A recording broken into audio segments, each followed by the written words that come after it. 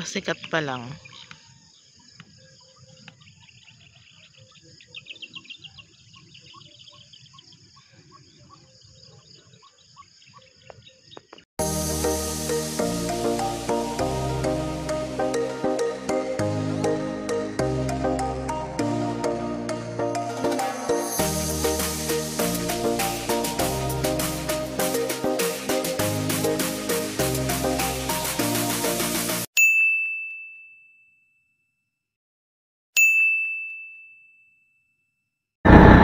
Good morning mga kapartners, panibagong araw at syempre panibagong vlog. Inagahan natin ang lusong para maaga tayo makapagsimula magtabas ng talong. Kung anong pag mainit, hihinto tayo. Mas maaga, mas marami tayong magagawa.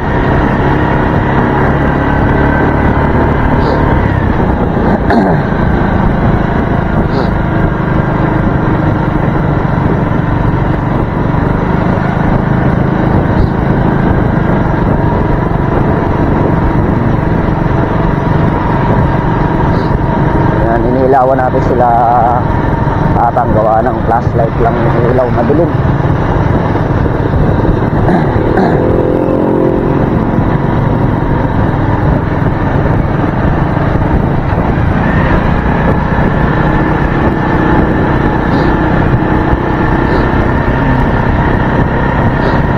Bali sila Makmak tsaka sila Tol Nariel, sa contraction muna tututok yun, yayariin muna yung mga poste.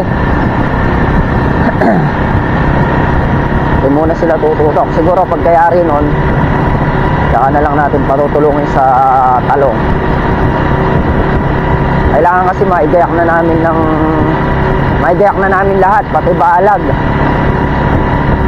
Gawa ng January, kailangan makatanim na ng ampalaya.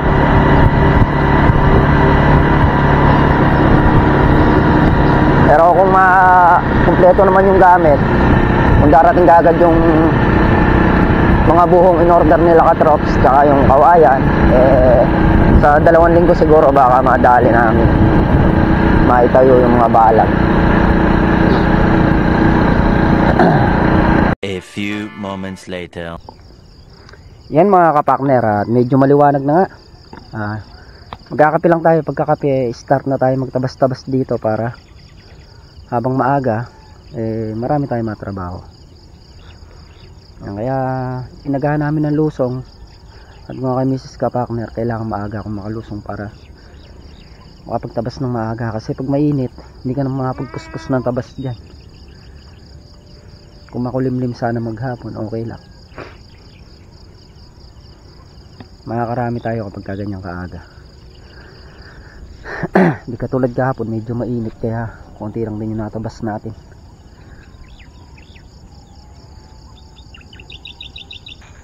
Palakad-lakad muna tayo.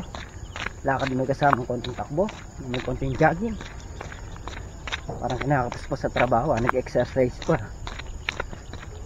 Iba pa rin yung kahit pa paano pag-exercise yung mga paa.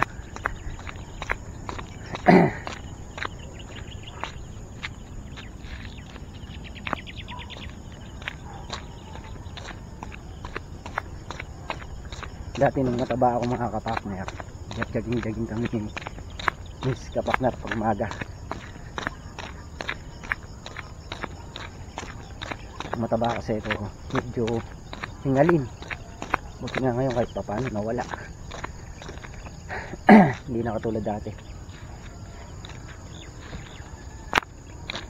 Sarap sa katawan yung katamtaman lang, hindi ka payat, hindi ka mataba, sakto lang. Yan mga kapartner, at nayari na nga tayo magkape. Start na tayo sa pagtatabas ng talong. Mahin natin sa gawi dito. Mamaya natin tatabasin yan. Gawa ng ito muna tayo magsisimula.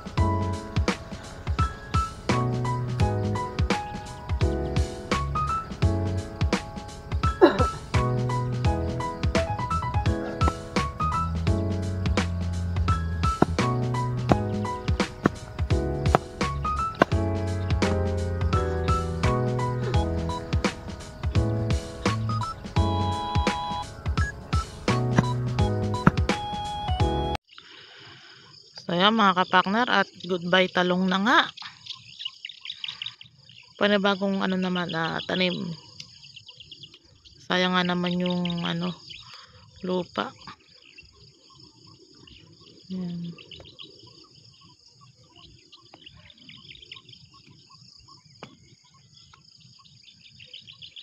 Dito nagsimula si kapakner sa malapit sa kubo.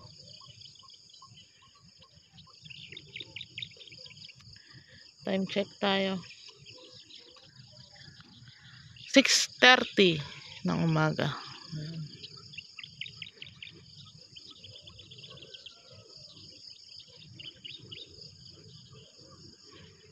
Wala pa yung yung haring araw.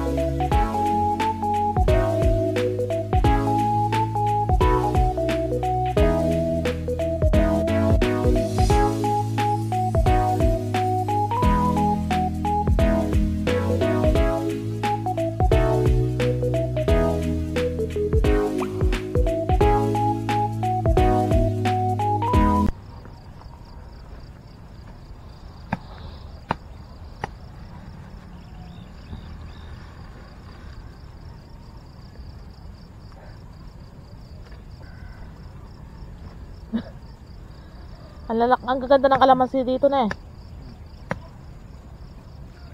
Makita yung niyan mga kapakner, yung ganda ng kalamansi pagka naabuwal yung lahat yung mga talong na yan.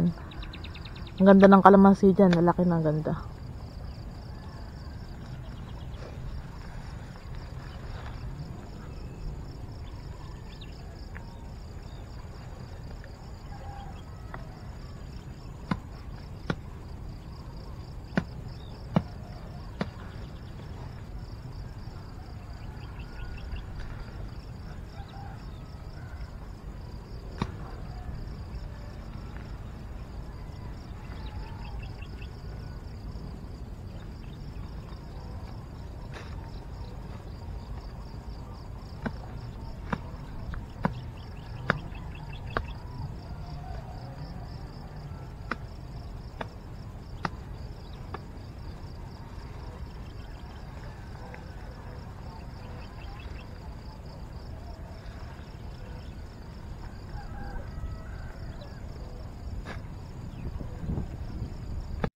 So yung mga kapakner, time check tayo. 7:15 in the morning. Ayan, pampitong tudling na ni kapakner yon na tigwa 1/4. Ayan, hanggang dyan. Gawa ng pagdidiretso mga naman yan ay nakakalula yung yung haba. Kaya yan muna. Tsaka sinasamantala niya yung yung lilim, hindi pa mainit. Gawa ng mamaya pag mainit, hindi ka na makakapagtrabaho dyan. Puro na lang init na lang mo dyan. Mainom yung ganyan maaga. Presko pa yung hangin, tsaka wala pang sikat ng araw.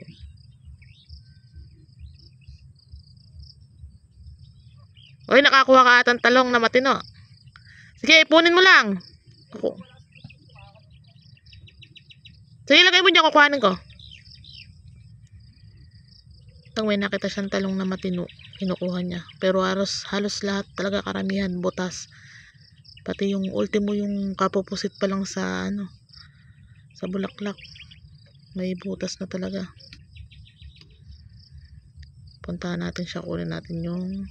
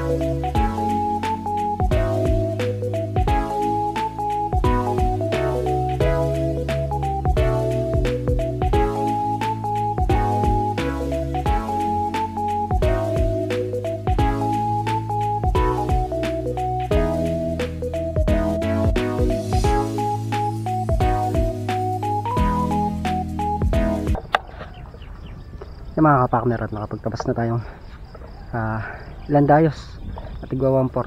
Ahon lang tayo para magkape. A few moments later. Yan mga kapakner, at yari na nga tayo magkape.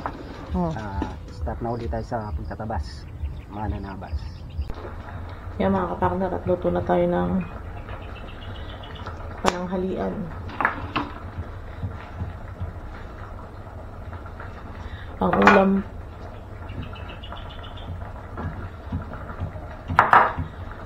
Ang ulam for today's video ay munggo.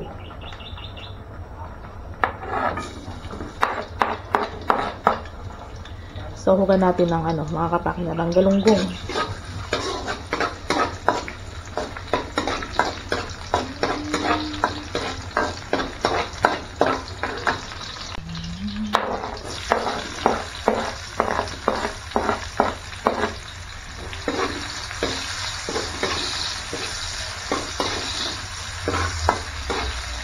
Ipanahog natin galunggong.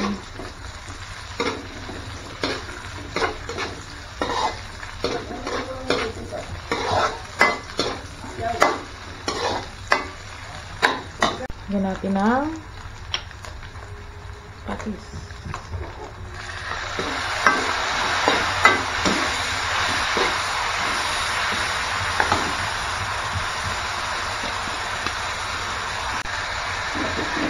Lagyan natin yung ating munggo.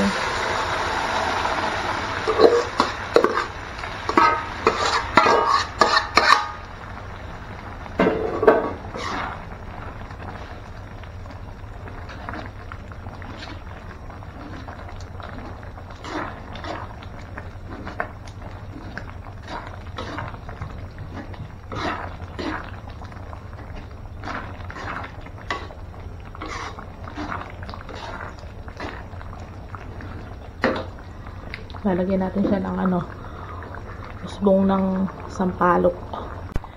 Yan, at malambot na yung ating malapot na yung ating munggo. Lalagyan na natin yung dahon ng sampalok.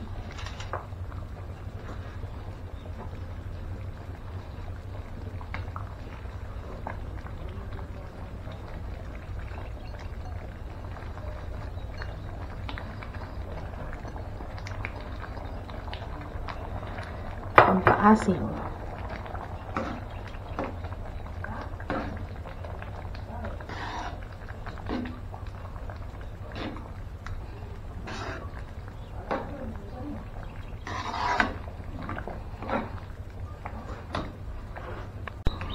Yan mga kapakner, luto na ang ating galunggong. Luto na yung galunggong kanina na prito natin. Tapos luto na yung ating munggo. Sasaing na tayo para okay na. A few moments later. Yung mga kapakner, ayun na nga yung natabas natin. Bali, tulungan lang natin yung dalawa. Gawa nung nag-walk out si Makmak. Madami tayong trabaho pero tulungan natin yun kasi medyo malayo yung hakutan doon. Kailangan tulong ng dalawa na yun.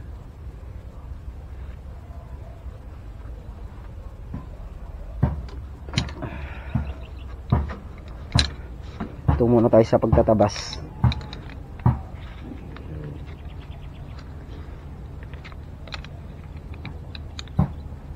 Ganito na lang sana yung panahon, makulimlim para hindi tayo mahirapan.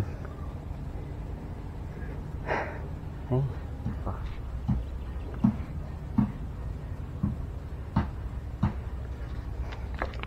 puspusan yung trabaho namin. Ayan, itong December na to, marami tayong trabaho dyan. Paglilinis ng talong, tapos pagtatamsi.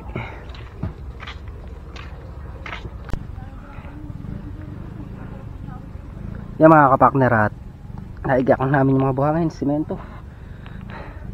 Ginamit ni Katrop yung motor niya papunta dito yung simento. Tutulong-tulungan namin. Yan, habang nag-forma si Tol na real, maglilibol kami ni Pierwell. Kulang pa to, dadagdagan pa ng forma para isang formahan na lang. Yan mga kapakner, at nakakain na kami ng tanghalian. Start na tayo magbuhos. Dilugsuan na rin ito na real yung mga poste para isang busa na lang.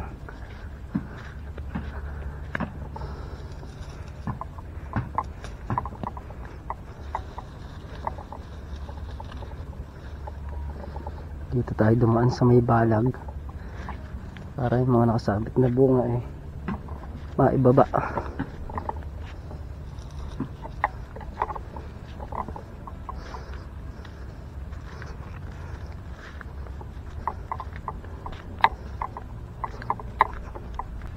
Mabuhangan muna. Simento.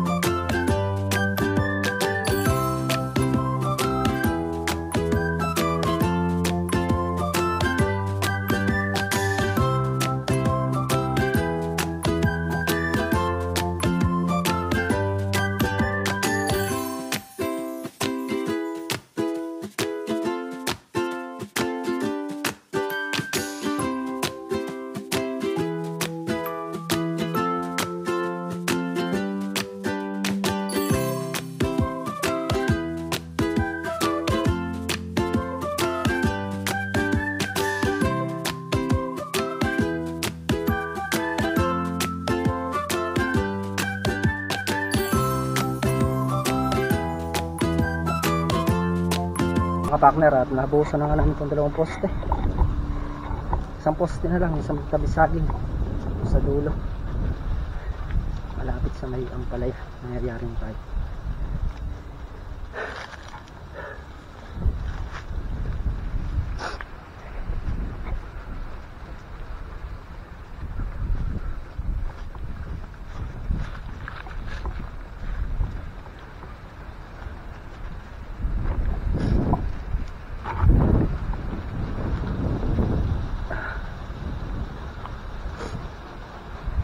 Kaya lang, maghahakot pa tayo ng buhangin.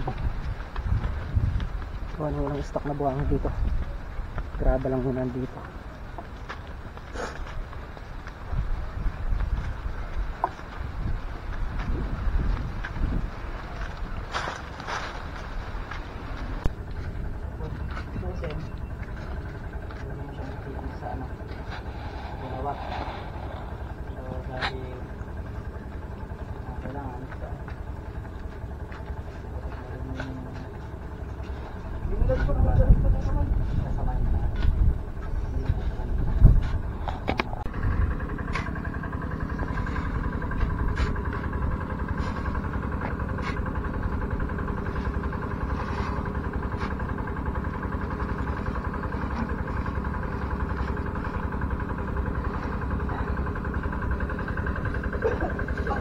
A few moments later.